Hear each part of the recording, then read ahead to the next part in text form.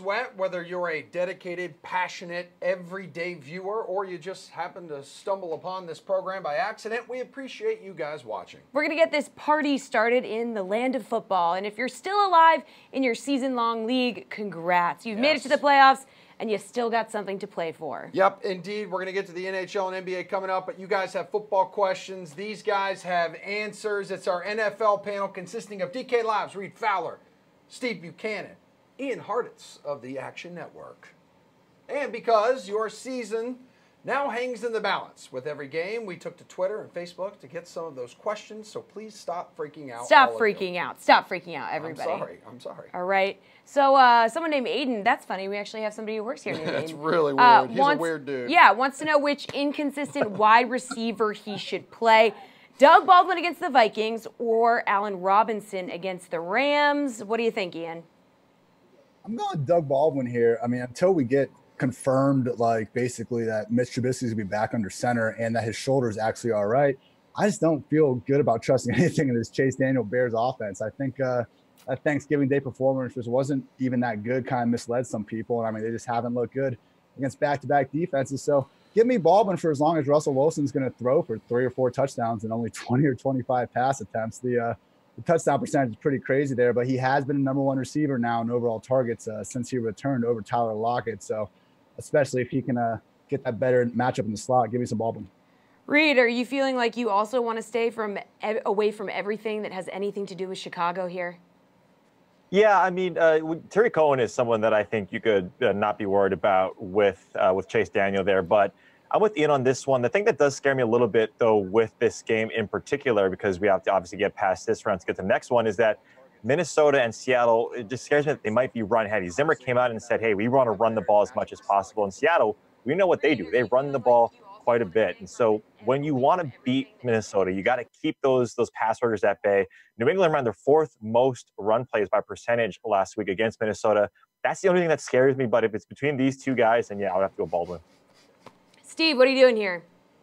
Yeah, congrats to everyone who made the playoffs, except for one league. I know he hosts this show occasionally. Their playoffs were like 9 weeks ago, so I mean, I don't know what's up with that. It's stupid. Yeah, you can blame Brendan Glasheen, who you see on this show, I think, once a week. Yeah, exactly. But yeah, you got to go with Doug Baldwin here. I mean, his matchup against Mackenzie Alexander out of the slot for the Vikings is a pretty good one here. But the worst part about this is going to be a Monday night sweat, so you better have your league wrapped up already, because you don't want it on the shoulders of Doug Baldwin, that's for sure.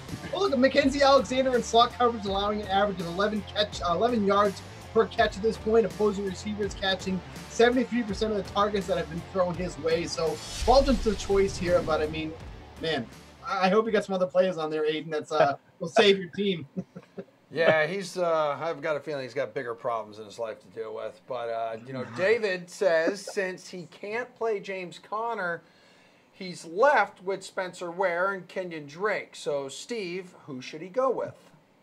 I think it's pretty easy here. I think it's Kenyon Drake. I mean, the Chiefs are just in an awful matchup. Ian just made an eye roll. Okay, the Chiefs are just in an awful matchup against the Ravens here. I mean, we were excited about the Spencer Ware free square this week, and he ended up with 12.2 DK fantasy points, and thank God he got that touchdown, because it could have been even worse. I mean, at least Drake gets targeted in the passing game. It's about 5 targets per game. And for whatever reason, the Patriots just always seem to have issues with the Dolphins. So it feels like regardless of the situation, Drake should be involved with this game in some capacity. But yeah, I can't wait to hear what Ian has to say about this one. Yeah, go ahead, Ian. Go ahead, Mr. Eyeroll. Look, I don't think it's crazy. We have seen Drake get a little bit more passing opportunities kind of since they've lost the speed, Jakeem Grant and Albert Wilson in that offense. They need someone out there that can at least challenge the defense. But look, even with Charkandrick West coming in and stuff, we're basically arguing over 2 committee backs. And then it's like, do we want the guy on the Chiefs offense with Patrick freaking Mahomes, or do we want the guy with Ryan Tannehill under center? So, I mean, look, I don't know if Ware's going to be this featured RB1 that we all thought. It is kind of setting up as a little bit of a committee there, but he still looks like he's the pass down guy. And as of right now, he looks like he's the early guy down guy too. Still have concerns about Kenyon Drake's shoulder injury. Don't think he has a very high ceiling as long as that's going on. So I'll take Spencer Ware, even though it is a tough matchup. Chiefs are matchup proof. Reed, David needs your help, man. You gonna go Ware? You gonna recommend him to go with Drake?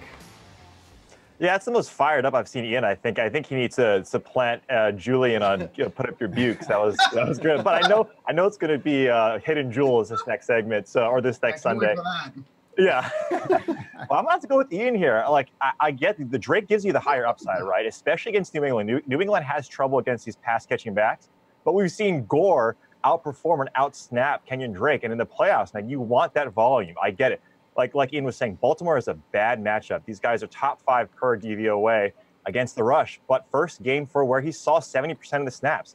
Thank God we did get that goal line touch, but he is going to get those red zone options. And again, Drake is the higher ceiling. So if you're looking for that, right, if you're looking for that and you're projected to potentially need more, he gives you that higher ceiling. But safer floor, I have to go with Ian here, and I have to go with Spencer Ware. Guys, Beth says she barely made the playoffs and is facing the #1 team in the league. Cool. She's not sure who to play between Phillip Rivers and Andrew Luck. This is easy. Reed, who should she start?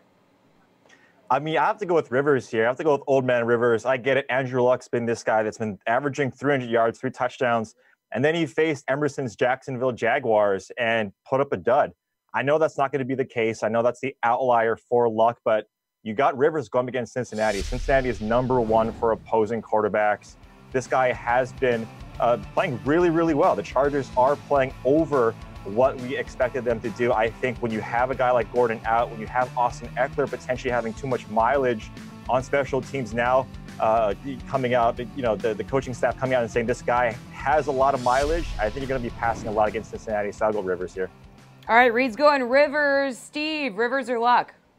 Yeah, it's definitely Rivers in this matchup. It's a cake matchup against the Bengals. What kind of defense do they have at this juncture? I mean, we saw Rivers throw the ball 41 times last week without Melvin Gordon. Obviously, we want to watch his status for this week. There's been some rumblings that he could be ready for this game, but it's just a much safer spot than Andrew Luck versus the Texans. And the Texans have been really solid against the pass this season, so it doesn't feel like a safe spot. And if you just barely squeaked into the playoffs, I'm not going to be taking any chances here. So, Beth, regardless of what Ian says, I think I just saw another eye roll. It's going to be Phillip Rivers. All right. Are we making it 3 for 3 here, Ian? We are not. You're talking about out of control. You're talking about playing it safe when you make the playoffs. She's playing the #1 seed. You got to be the opposite of safe. You got to go get that trophy. And look, you want to bench the guy that just threw 3 or more touchdowns in 8 straight games before that Jaguars game? I mean, look, but both these guys are awesome. I know Rivers has multi-touchdowns in every game, but I'm just worried about this blowout potential here. And we've seen Rivers. He's kind of king of that 250 yards, 2 touchdowns, which, hey, that's great. But we're trying to take down a #1 seed right now, guys. So give me Andrew Luck in a game that actually at least has a potential shootout factor. Texans have a good defense, man, but we'll see. I think Luck, and like Reed was saying, I think last week's game, a little bit of an exception to the rules. So I'm expecting the Colts to get back on track here. And, I mean, 2 good quarterbacks to choose from, but I'll take the one with the higher ceiling. We got Mike Reed here on Facebook. Live question, live show, boys. Reed, Jalen Richard or Jalen Samuels because he lost Hunt and Connor? That's tough. I mean, Jalen Samuels is a guy for me. I mean, look at this matchup, right? We've seen now 2 backup running backs swim against Oakland, so I would have to go there, especially if you're playing in certain leagues like Yahoo that has a tight end eligibility. I mean, this guy could be a #1 tight end given the fact that he's in that backfield, so I have to go that way. All right, Steve, you're not brave enough to take Richard over Samuels, are you? No. No. That's not even bravery. That's just stupidity if you do it. Okay, well, I have a good feeling that Mike here, our good viewer, is not stupid. So, Ian, would you take Samuels as well? Oh, definitely. And we're not trying to touch that Raiders offense with a 10-foot pole if we can. One guy I do like, though, if he is available on your waiver wire, look at Jeff Wilson for the 49ers because there's a little bit of uncertainty here. In the Steelers' backfield, I think Samuels will probably be the pass-down guy, the more fantasy-friendly guy regardless. But, we're kind of dealing with some committees, whereas Jeff Wilson already got Matt Breida ruled out. I think Wilson might be the surest bet there for 15-plus touches.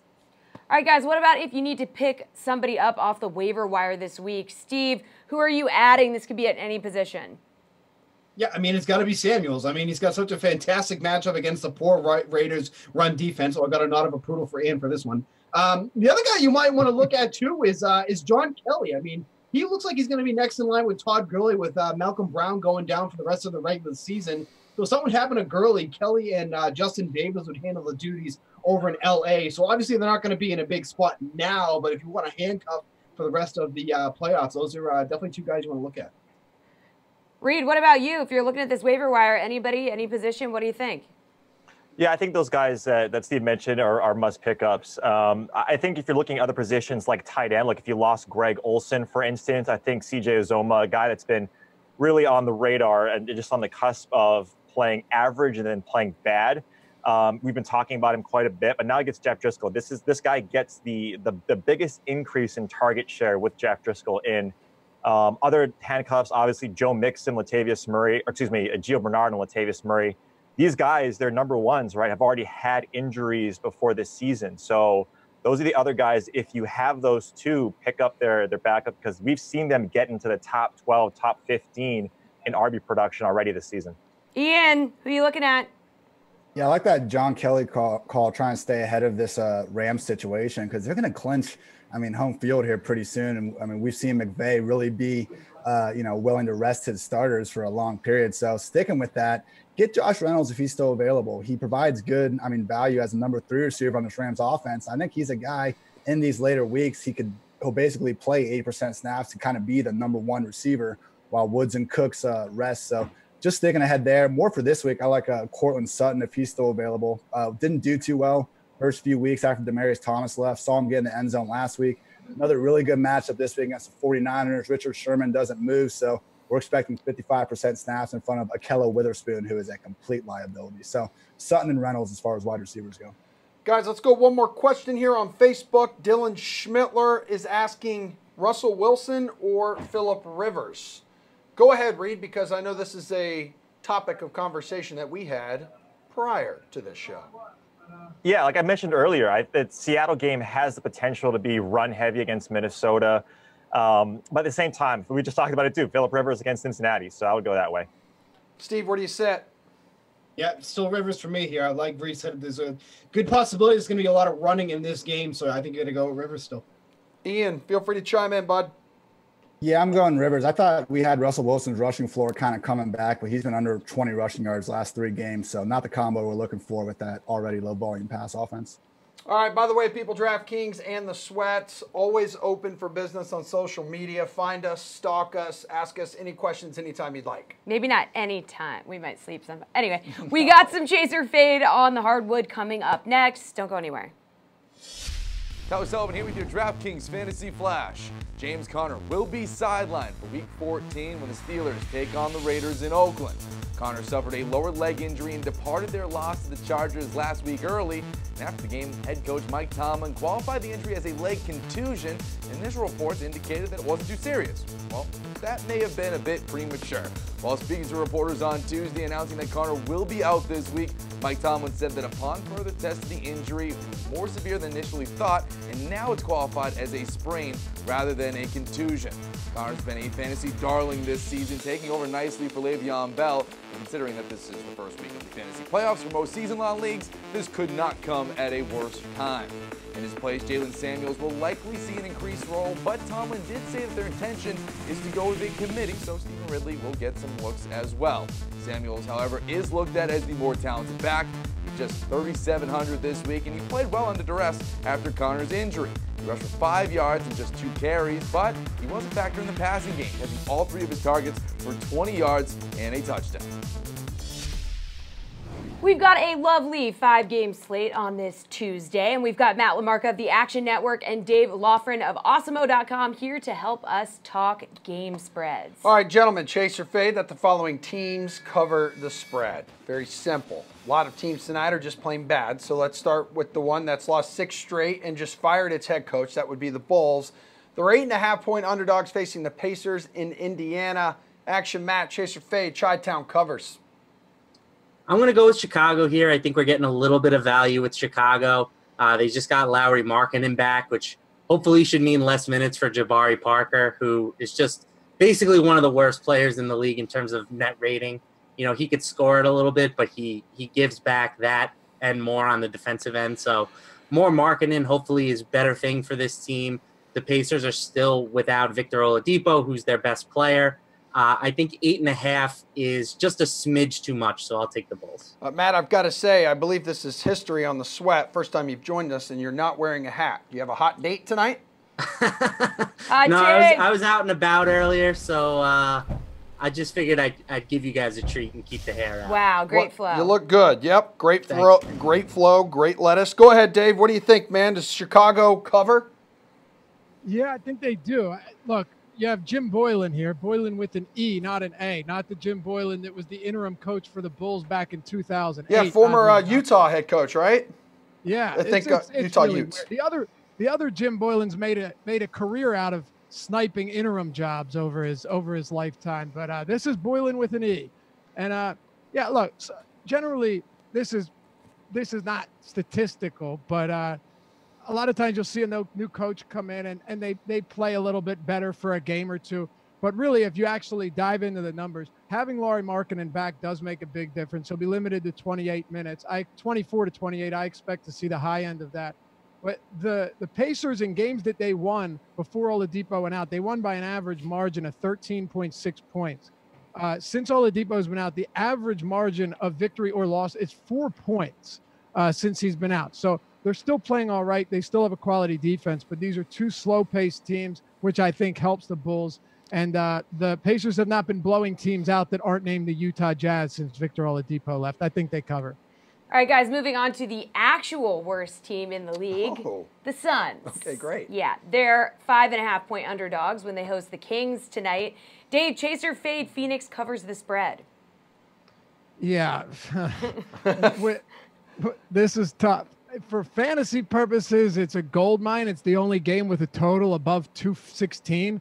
But this is just a bad Phoenix basketball squad. Elie Okobo is a late second-round pick, going to play 30 minutes. Josh Jackson, outside of a game or two, has been just dismal all season long.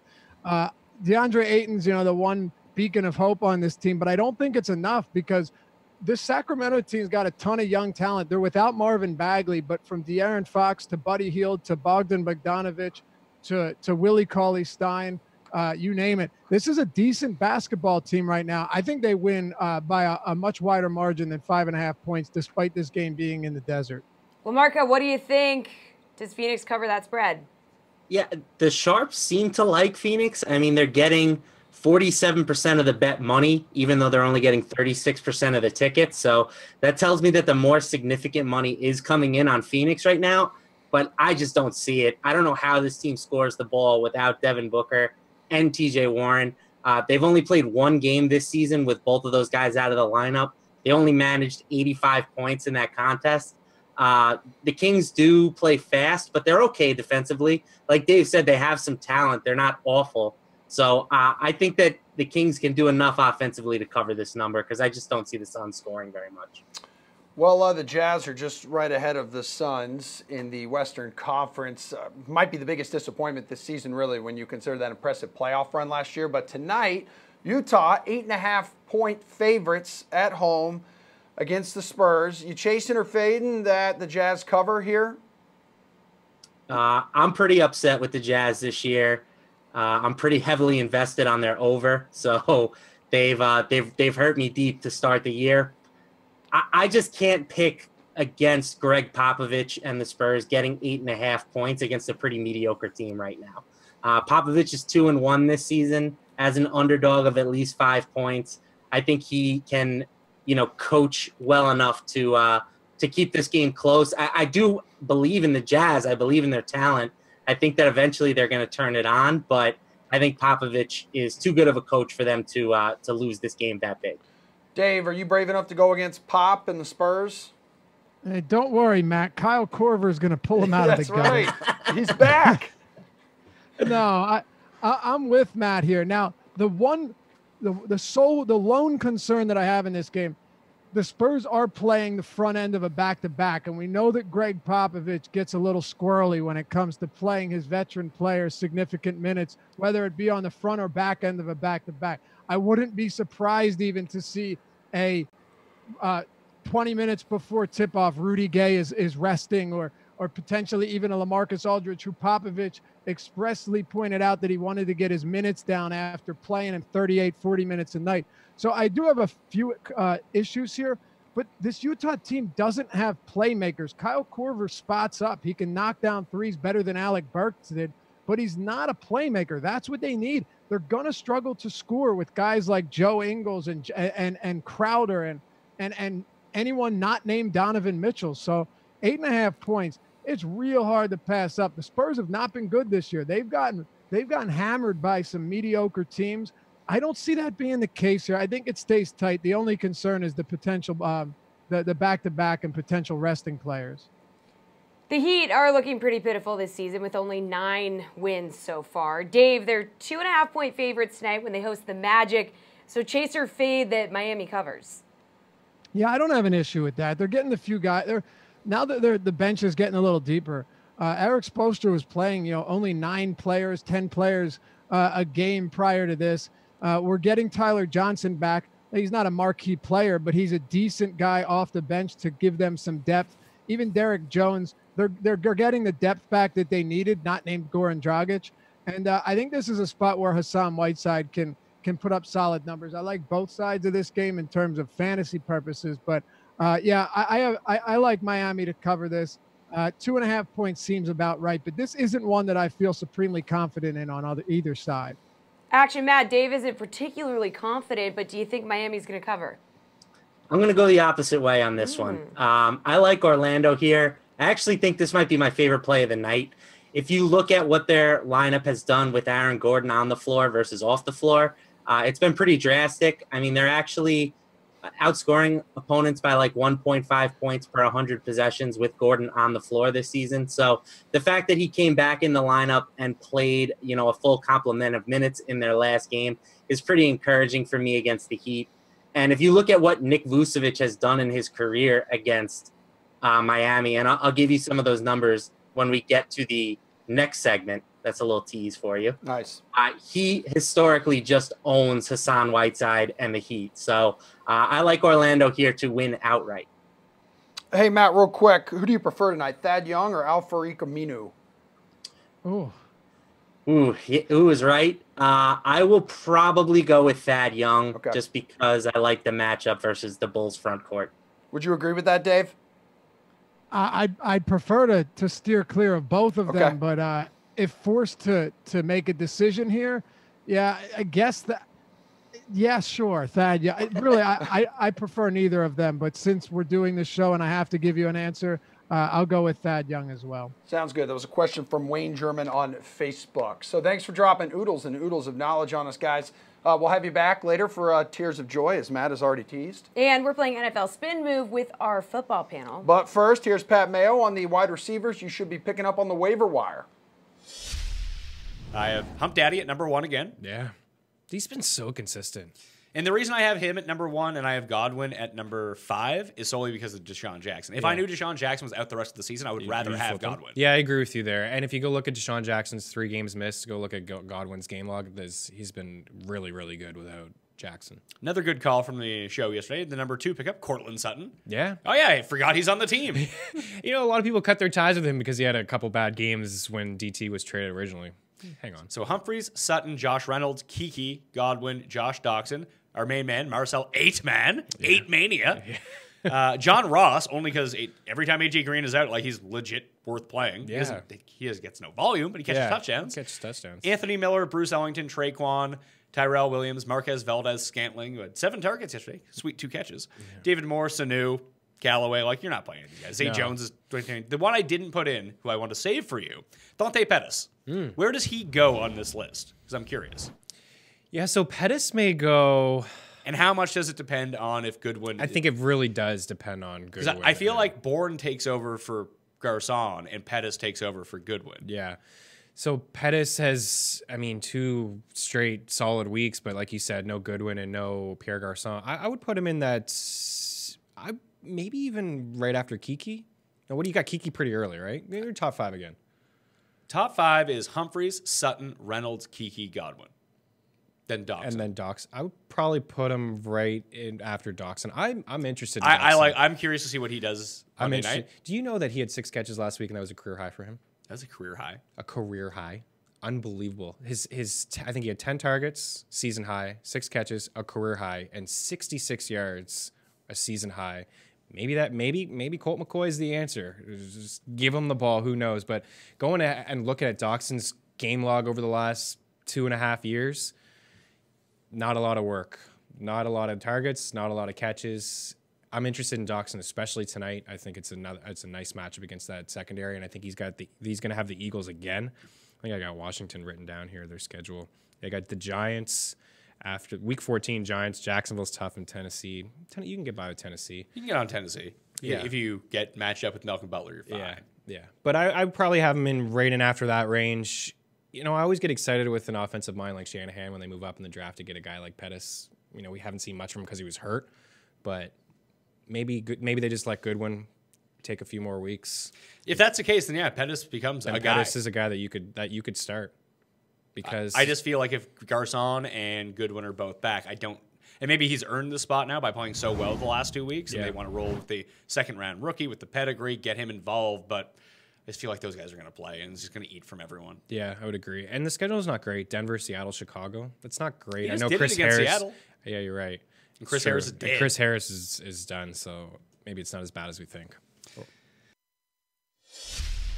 All right, it's time for NFL Spin Move, ladies and gentlemen. That's where we put a fantasy spin on today's biggest stories. And by we, Emerson means these guys. Yeah. DK Live's Reed Fowler and Steve Buchanan, plus the Action Network's Ian Hartitz. So guys, in a situation that keeps going from bad to worse, the Redskins lost another quarterback to a broken leg last night when Colt McCoy left the game after fracturing his right fibula. Mark Sanchez came in after only being with the team for about a week and didn't do much of anything, managing 100 yards and a pick. The Skins face the Giants this week on short rest. Reed, are you going to be all over the New York DST since they're only 2,500? I mean, not all over. I mean, the Giants, yes. I mean, look, that entire Washington team is banged up. Obviously, you have Mark Sanchez, who hasn't seen a meaningful down for quite some time. And so, yeah, I think on face value, it's something that you do want to attack. But the Giants haven't been that good on defense. Like, their turnover rate, not that high. And they're 30th in sack rate per DVOA in their defensive line. Now, Washington, for all of those injuries that they have faced, they're still about 16th for offensive line in protecting the quarterback. Now, these guys, you're protecting Mark Sanchez, potentially. And this guy is not a pocket passer. So if I'm going down there, I'll look at them. But Green Bay is someone that I'm also looking at that defense. Atlanta's offensive line, not that good. And Green Bay is about 5th in D-line DVOA. They get to the quarterback quite a bit. So if I'm going to pay down, I'm going to go really cheap there with Green Bay and maybe sprinkle in some New York. Ian, are you trying to be on this New York train or not as interested? Reed sounds kind of so-so. I'm fine with it. I mean, season long, definitely pick them up and stream them. We've seen them have some success in these recent matchups. I mean, they just keep getting handed these bad quarterbacks on a platter. They've had Nick Mullins, a bad version of Ryan Fitzpatrick, Chase Daniel, and now Mark freaking Sanchez since their bye week. So, I mean, you can't ask for a better schedule, but I do think they are going to be a pretty high-owned fantasy defense for all those reasons on DraftKings. So I'm fine pivoting down a little bit to maybe less quite as good matchup. Maybe just the other side of the ball. Look at Washington at home. I mean, Eli Manning's still Eli Manning, and a lot of times these defensive plays just kind of come down to one special teams or defensive touchdown anyway. So, usually if you're seeing a bunch of ownership on one defense, like a good chance to maybe leverage that a little bit down in price. Steve, you trying to target this New York DST? Boy, Mark Sanchez, baby. I mean, it's crazy to think that a quarterback who's 4,000 and is starting is almost an instant fade right off the bat. Like, not even a consideration. I mean, Reed said he's not a pocket passer. He's not a passer. Period. He's nothing. I mean, you have to love the Giants defense here this week. I mean, they just faced another backup in Chase Daniel last week. They ended up with 17 DK fantasy points, 2 interceptions, a defensive touchdown, and 5 sacks. They're instantly the chalk play this week. I mean, really, aside from Jameis Winston scoring 27 DK fantasy points against him in week 11, they've held opposing quarterbacks to 13 points or less since week 8. This is a defense that has been a lot better than I think people are giving them credit for. They're so cheap. And Mark Sanchez, I mean, come on, let's go. Giants defense this week. Yeah, Mark Sanchez handing off to Adrian Peterson last night. It was like, what year is it? Yeah, what's happening? I have no idea. But because of an ankle sprain, James Conner has been ruled out for Week 14 when the Steelers face the Raiders on the road. Mike Tomlin says practice this week will determine who's going to get the most work on Sunday. So, Ian, which of the other Steelers running backs here are you interested in? My guess would be Jalen Samuels. I think that's the guy here. The only question is, are we going to see him kind of take this RB1 workload we've seen, you know, D'Angelo Williams and James Conner get in the past, or if it's going to be more of a committee approach. But look, we've never seen the Steelers ever really utilize a committee when Le'Veon Bell or James Conner now has gone down.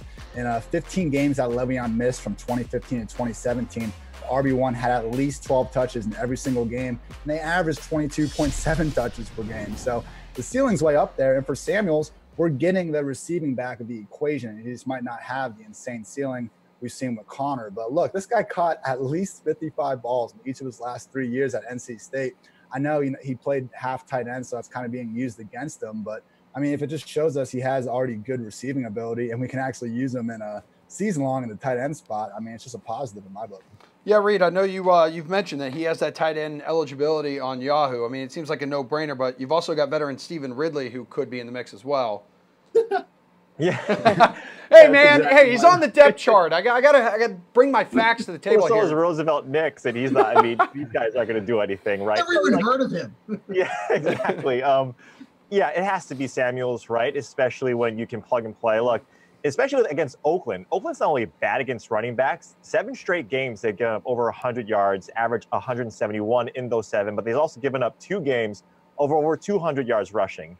So not only do you get the bad version of a Raiders running back defense, but they're also one of the worst defenses against tight end. This guy has eligibility in both. I think you can plug him in there and feel pretty safe, like Ian was saying. Other guys, like I mentioned Switzer earlier this week, he's going through concussion protocol. He's probably not going to make it. I mean, Washington, if he's active, I think he's someone that you can potentially look at GPPs, not to get too cute. But yeah, Samuels is the guy that's just going to step up in this offense. Steve, you have no faith in your former Patriot, Stephen Ridley? I mean, one of my favorite pictures was him dropping a turkey on Thanksgiving because that's all he used to do was drop the ball. Yeah. I mean, I wish it was a matchup against somebody else. Like, it had to be the Raiders. Like, of course, it has to be the Raiders this week. So it has to, you know, you can't stay away from it. You know, Ian mentioned it a little bit, mentioned it a little while ago. Adam Levitan tweeted out, Samuels played both running back and tight end, like these guys are saying. He caught 195 balls in his last 39 games at college. Like, this dude has some hands. I mean, yes, Stephen Ridley is in the mix, but I can't see a scenario where Mike Tomlin's like, yep, Ridley's going to be our lead back this week, and that's what we're going to roll with. Like, it's not going to happen. Like, he might get a couple carries here and there. Nick's like, hey, nice to meet you. I didn't even know you existed until now. I mean, it's not going to happen. It's going to be Samuels. They're going to go safe with this one here. I mean, yeah, it's against the Raiders, but that's who they're going to go with. After aggravating his toe injury and leaving the game on Sunday, the Bengals have placed A.J. Green on season-ending IR. So Tyler Boyd took over the #1 role and managed to get 97 receiving yards out of Jeff Driscoll in his first career start. Boyd is pretty cheap at $6,100 this week against the Chargers. Steve, do you think he's going to boom or bust this week? I think this is a total trap play because people are going to see how cheap he is, and this is just not a good matchup for him at all. I mean, he's going to see Desmond King in coverage, and he's been fantastic. He's only been scored on once this season. Receivers are only averaging around 8 yards per catch when they're catching balls against him. And look, the Bengals should be throwing this the entire game. I don't see a scenario where they're going to be ahead here, but Boyd really travels out of the slot. He's only done so on 22% of his snaps so far this season. So unless they're going to totally change the game plan for this one here, King is just going to suffocate him in coverage here. So I don't like this matchup for it at all. Reed, do you agree with Steve? He's going to be suffocated in coverage going up against this top 10 Chargers pass defense?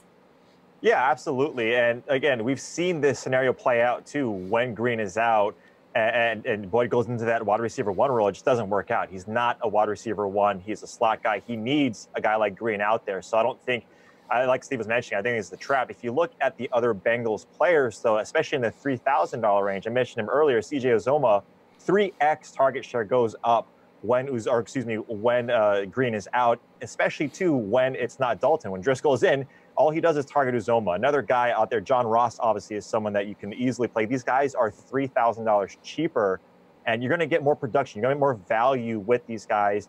We've seen Ross's target share go up. So I'd rather play those guys and save some money and then pay up somewhere else as opposed to hope that Boyd gets that upside that we've seen. But with these guys out, I don't think so. Ian, do you agree with these guys and think that this is a trap?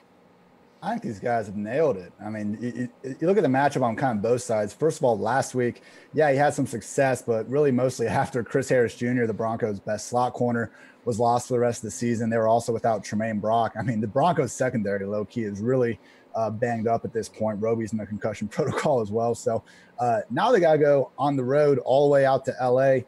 to take on, like Steve was saying, Desmond King in the slot. And look, even if Boyd does move outside, he's going to see Casey Hayward, who, kind of got his lunch eaten by AB last Sunday night, but still one of the better shadow cornerbacks in the league. And when there's no one else on this Bengals offense or defenses to worry about, like Reed's saying, I just don't think Boyd really has, a Kenny Galladay-esque talent level to overcome all that attention. So I'm just going to be staying away from this Bengals offense with, in its walking graveyard state it's currently in. Yeah, for real, man.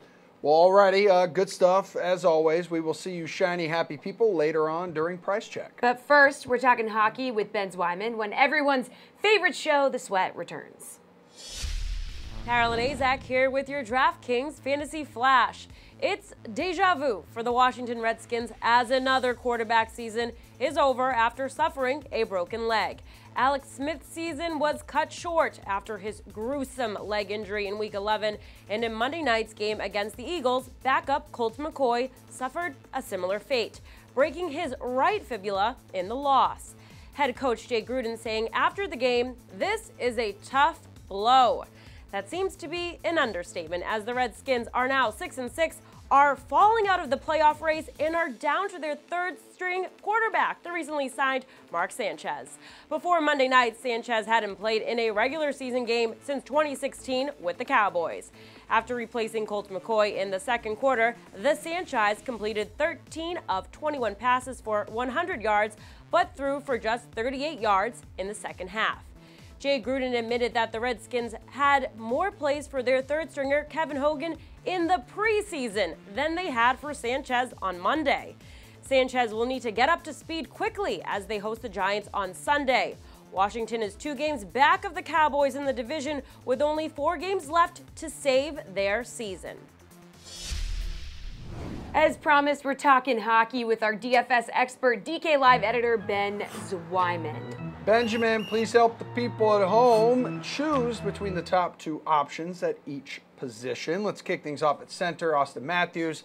He's got 3 goals in 2 games since returning from injury, 8,100 against the Sabres. Or you could go with Nathan McKinnon, 7,900 against the Penguins. So who do you prefer? And more importantly, why? Yeah, I mean, I don't have to tell you about these 2 guys. They're 2 of the best hockey players in the league. I'm going to go McKinnon, though, at the cheaper price. He's got 9 multi-point games in his past 11 games. That's pretty ridiculous, right? I think the Maple Leafs have a bit of a tougher matchup against the Sabres on the road. Last time the Avalanche played the Penguins, McKinnon put up 4 points, sort of showing up Sidney Crosby's hat trick. So I expect a little bit more of that tonight. Again, McKinnon, 200 cheaper. Give me McKinnon. All right, the top-priced wing is Patrick Laine, who's been relatively cold in the Jets' last few games. He's 7,800 against the Islanders, or you could go a little lower and take Alexander Ovechkin, who's 7,600 against the Golden Knights. So who do you like here, Ben? Yeah, I like your boy Ovechkin, and if I got to pick one, I sort of cooled off since that goal outburst. The Islanders are a tougher matchup at home. Thomas Greiss has actually been really good in net. So I'm not really leaning Laine at that price. There are a lot of good wingers in the 6,000 range that I like a lot better in better matchups, guys in the Habs-Senators game specifically. Ovechkin, we got a little bit of the narrative, them going back to Vegas for the first time since they won the Cup there. Ovechkin's probably going to also go overlooked a bit on this slate, 10-game slate, so there are a lot of options. But I think a lot of people are looking at Laine, a lot of people are looking at Kucherov, Mikko Rantanen on the Avalanche. So I think Ovechkin could go low-owned, so he's a bit of a better GPP play in my mind with the shot volume that he's used to. And in terms of defensemen, we have John Carlson, 6,800 against the Golden Knights, or Thomas Chabot, 6,600 against Carey Price and the Canadiens. So who's the better choice here? Yeah, I'm going to lean Chabot in this. If I have to pick, it's tough. They're both pretty much identical in the stat categories. They're going to play a lot of ice time. They're going to play on the power play. They're going to put up a lot of shots and blocks. I like the matchup, though, against Carey Price and the Habs. Carey Price has been pretty bad of late. The Senators' offense has been really good. Shabbat's been really good. Again, it's a tough toss-up. Again, the 10-game slate, you can really pay down at defense also. There are a lot of good options in that 5K range. But if I have to choose, I'll go with Shabbat. All right, in goal, you can take Frederik Andersen, who has 3 straight wins and will cost you $8,400 against the Sabres, or Carey Price, who's been pretty awful lately, and is $200 cheaper at $8,200 against the Senators. Can you make a case for playing Price over Andersen here? No, the price is wrong, Jesse. Okay. Freddie Andersen on the road is sort of money. He's 8-2-0 in the season on the road. The Sabres are starting Linus Ullmark in goal. They're on the second night of a really tough back-to-back. They played the Predators last night in Nashville, so they have to go back home and deal with the Maple Leafs. Like I mentioned, Carey Price hasn't been playing great. The Senators' offense has been clicking. Senators on a 3-game winning streak. I don't really like that game from a goal perspective. I think Senators Habs will be high scoring. I think Maple Leafs Sabres will be a lot low scoring, so you're better off going with Freddie Andersen, even though he's a little more expensive. Benjamin, before you skedaddle, how about a slate-approved pick? Who is your lock for this evening? Give me a wild left wing Zach Parise, the former Devil great, 6,100. They got a great matchup against the Canucks. Parise scored 6 goals in his past 10 games. I like that second line of Parise, Koivu, and Charlie Coyle a lot if you're looking for a stack tonight. Ooh, a little extra stack advice. Love that. Good stuff, Ben. Thanks for the help, as always. Plenty more to get to on the sweat, including one more go-around with our NFL bros after this quick break. Tyler Sullivan here with your DraftKings Fantasy Flash. The San Francisco 49ers will be without running back Matt Breida on Sunday when they take on the Denver Broncos. Breida reportedly re-aggravated an ankle injury that he's been dealing with in their loss to the Seahawks in Week 13, which is why he was held to just 5 carries. Breida has been a stud for the 49ers since coming in under duress following the season-ending injury to Jerick McKinnon.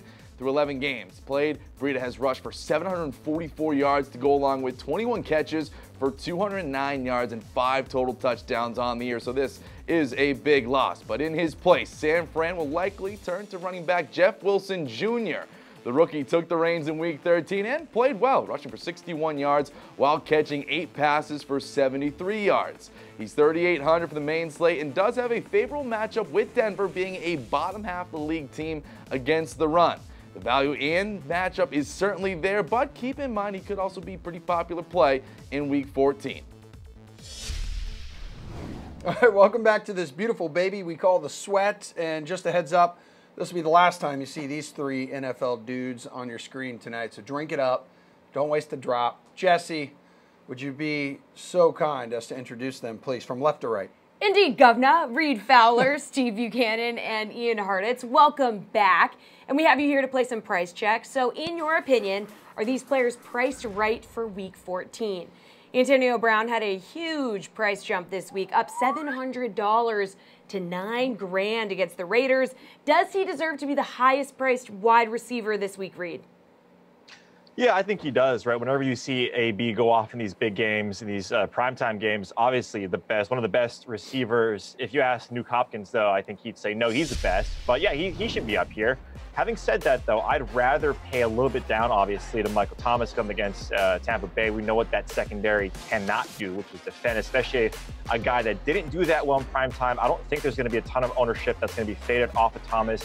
He's in a prime spot, but I get it, right? I mean, 28% target share with Connor out of that game. AB is fine if you have to pay up. I just don't like paying up receiver. There's a lot of value elsewhere in that 6 and 7K range at that position. Steve, any chance you want to pay up $9,000, $400 more than Michael Thomas? I mean, do you want to do it to get AB? Yeah, I think I might do it. I mean, look, he's in a fantastic matchup. You know, there's no way around that. I mean, you could say the Raiders shut down the Chiefs receivers last week. That's because they were having Travis Kelce going on an absolute tangent. Believe me, the Steelers are not going to do that with Vance McDonald this week. I can promise you that. Look, Brown's in a great spot, but when you go down a little bit, Keenan Allen's price this week is downright laughable. I mean, this is someone who's seen 38 targets over the last 3 weeks, 309 receiving yards, a touchdown in 4 straight games. Oh, yeah, baby. Be back. Ooh, Keenan Allen. Okay. Ian, you want to pay up for AB? Oh, definitely. I do like the Keenan Allen call. He's a screaming value this week. But look, I mean, I think this Steelers pass game could, I mean, everyone's kind of focused on Samuels and, what's going to be going on in the run game. But I think we could just end up seeing Roethlisberger in the pass game kind of double down, become that much more pass happy. And we can't ask for a better matchup to see him do it. I mean, obviously, Roethlisberger's home and away splits are always something we got to talk about. They have been less severe in start times that are 4 o'clock or later Eastern time. So a little bit of a positive there. And also just look at how good AB has been whenever Le'Veon Bell is sidelined since 2015. He's had at least 10 targets in all 13 of those games. So, I mean, there's really no room to really skip over AB if they don't have an elite running back in the backfield. And I couldn't ask for a better secondary to see him get to go up against. So I'll be having plenty of AB this week. Guys, Odell Beckham Jr. delivering a solid performance last week, a receiving and a passing touchdown, easily the best quarterback on that roster. How much do you like his $8,300 price tag against Washington this week, Bukes?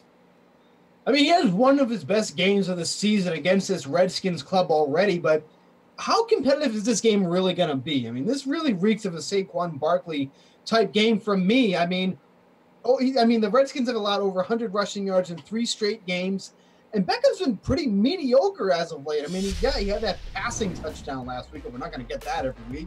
And he's just priced so expensive. Like, I feel like his price and Keenan Allen's price should be swapped at this point. Like, that seems to be more in line with the production they've been having. And he's been under 20 DK fantasy points 3 straight weeks now. If anything, he's gone up $500 since that point. I mean, it's a good matchup, but I don't know how much he's really going to be needed at this point. So I just feel like he's a little too expensive this week.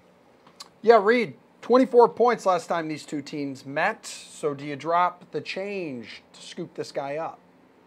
No, Steve's right. I mean, there's a ton of value. Look, Julio Jones, Hopkins, Allen, these guys are Tyreek Hill. Tyreek Hill's 8,000. I know he has a bad matchup against Baltimore, but all of these guys are cheaper than OBJ. OBJ needs that like trick play to get these big games, to get these productive games. So at 8,300, like he only caught 3 passes that game. If it wasn't for that passing touchdown, maybe we wouldn't be talking about him at this price. But yeah, there's a ton of value in that 6-7K range.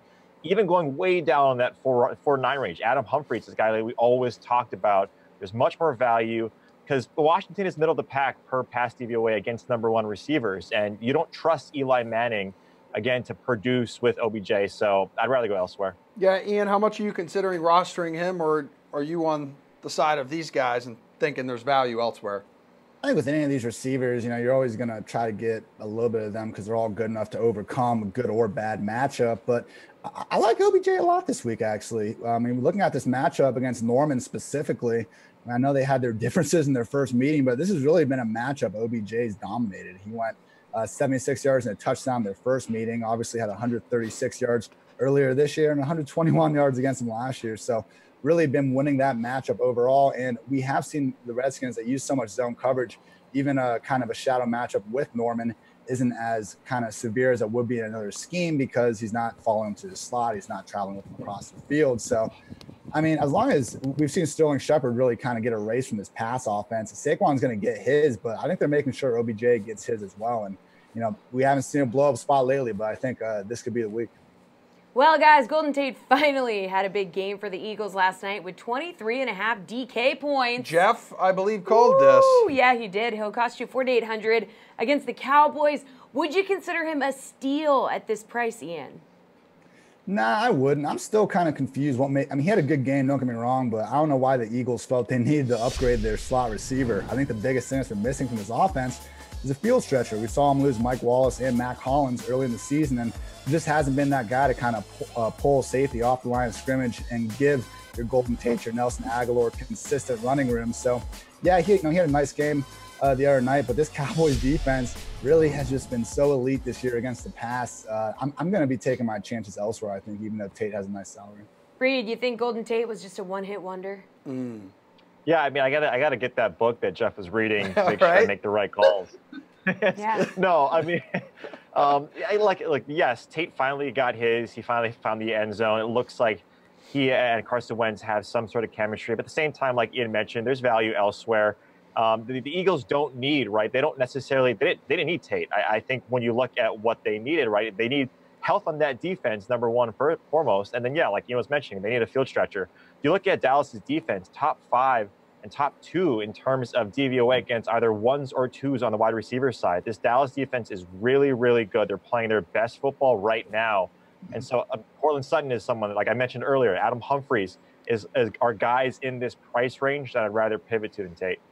Steve, no one seems to want to jump on the Golden Tate train. Any chance you're going to take a risk here? Dig for gold. Yeah, that's too bad because I'm all for it. I mean, look, last week was definitely encouraging, and his matchup isn't that bad out of the slot against the Cowboys. I mean, Aguilar was their primary slot receiver, but when Tate first arrived here in Week 10, he played out of 13 snaps out of 55 out of the slot. That's Nelson Aguilar. Last week, it went from 42 out of the 65 were out of the slot. They want to put Tate in that slot spot there, and they seem to be doing it more and more each and every week. So if that's where they're going to be putting Tate, and that's where they're going to be using him every other week, $4,800 really is not that much to spend. I don't feel like that's an outrageous price. You're going to consider Odell Beckham at $8,300. You know, that seems an outrageous price. So I don't mind the spot for Tate at all. I think he's cheap enough to still be used, and I think these guys are a little bit crazy.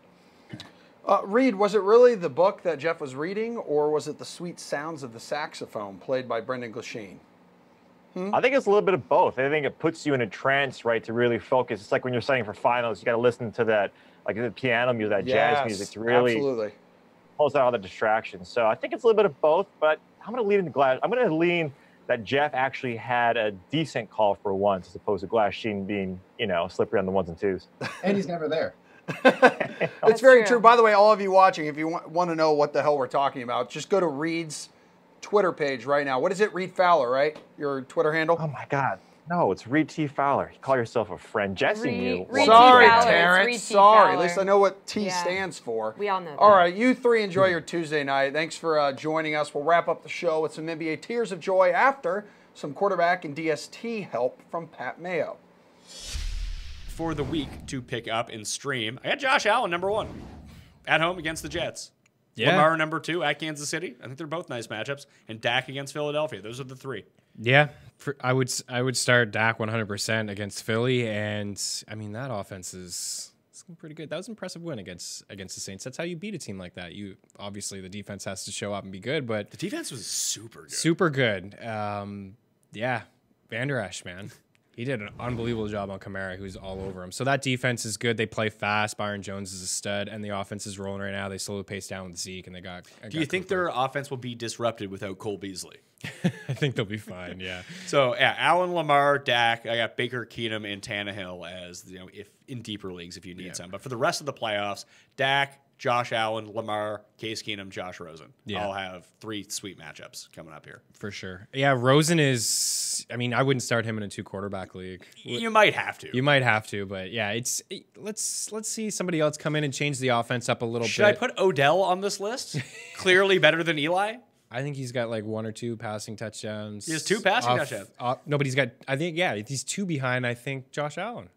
Is he really? Josh Allen threw 2 touchdowns yesterday. Both I think he's up to 5 now, so yeah. So defenses, if you need streamers for the week, the defense that we keep turning to, we said to pick up 3 weeks ago, Denver's D. Solid again yesterday. Denver at San Francisco. Yeah, they put up 14. Yeah. Depending on your scoring, they put up 18 in some leagues. It was 14 on DraftKings, but they're at San Francisco. So Denver, Buffalo, Steelers, Tennessee, New Orleans, Detroit, Arizona. So for the rest of the playoffs, I got Denver, Detroit, Buffalo, Tennessee, the Chargers. The Chargers have a bad matchup next week against Kansas City. Buffalo has a terrible matchup against the Patriots in Week 16. But is that a bad matchup? Like Buffalo's defense has been really good, man. It has been really good, and like they killed. They lost, but they just were in Tannehill's face all day. Yeah, and that game earlier on, it's going to be a different story, of course, again, to Foxborough, but that game earlier in the season in Buffalo, Brady struggled, and they held Brady to, I think, like 9 or 12 points for most of the game, and then it got out of hand late, I think because of Buffalo's offense. I think they turned the ball over a couple times, but like Tannehill threw 3 touchdowns, but 137 yards. Yeah, like, he didn't do much. I think they're probably still going to be #1 pass DVOA. I think they did enough to warrant that. I mean, they're not giving up any passing yards. They've been a really solid defense this season. And they get pressure. They get in your face. Yeah, they get after you. But I would worry about the New England one. Yeah, That's it's the only tough. one. I mean, again, for those people who draft defenses early, this is just another example of not doing so and streaming the position. I mean, Pat, you just had 6 or 7 primetime options.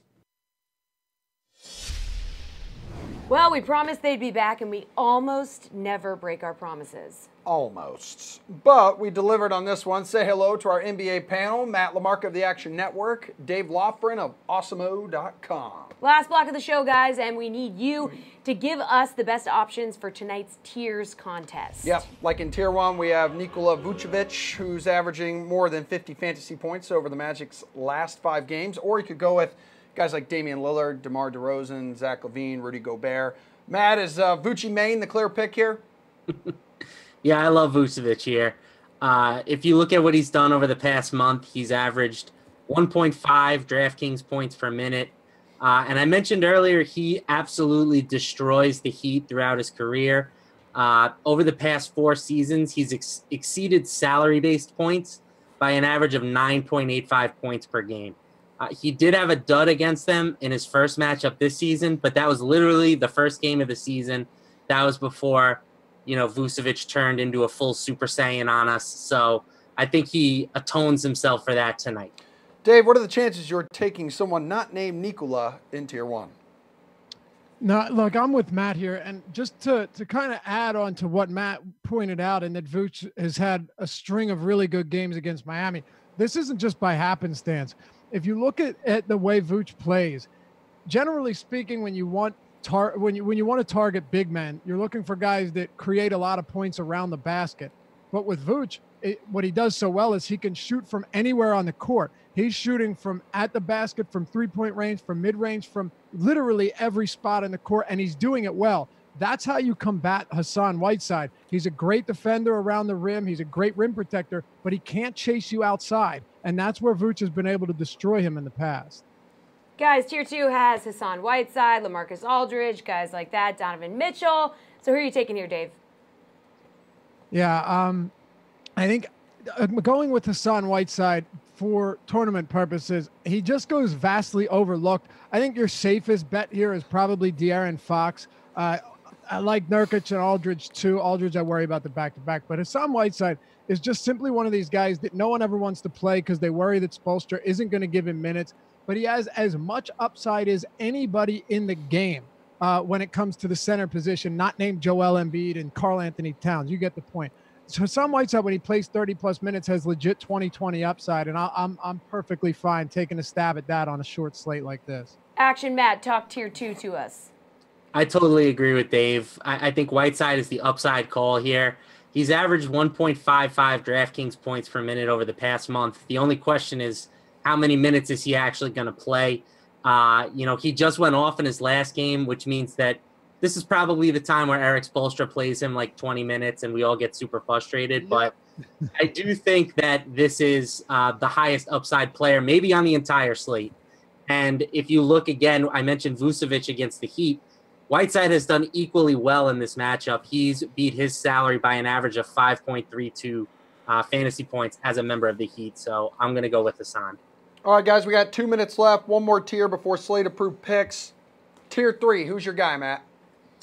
Domantas Sabonis. Not a lot of minutes, but he crushes it when he's on the court.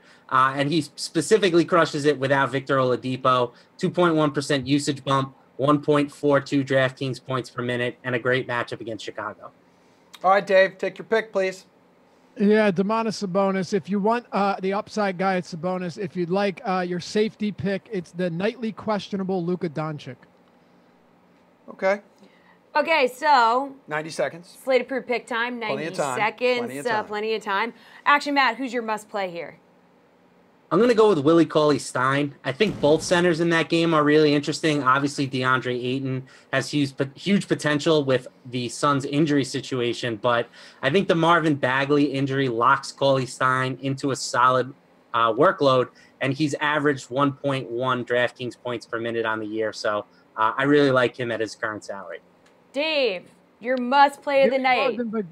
Yeah, Bogdan Bogdanovic for the Kings. He's playing 30-plus minutes each night, and he's running the point at times when De'Aaron Fox is off the court. That's a huge asset for a capable ball handler like Bogdanovic. I like him quite a bit against one of the worst teams in basketball. Well, that all makes a lot of sense. It does. Thanks, guys. We appreciate the time. That was good stuff tonight, man. As always, good stuff. That's a show. So the Sweat's going to be back tomorrow night at 6, wherever you're watching us now. aka the DK Live app, Twitter, Facebook, YouTube. Yep. I think that's everything. Yeah. So you and I are back again tomorrow. Yeah. 6 o'clock to 7 o'clock Eastern time that's on just the what we internet. do. We'll be back on the internet. So tune in again tomorrow at 6. There's going to be plenty more fantasy goodness, all our guests and everything. So we'll just see you then.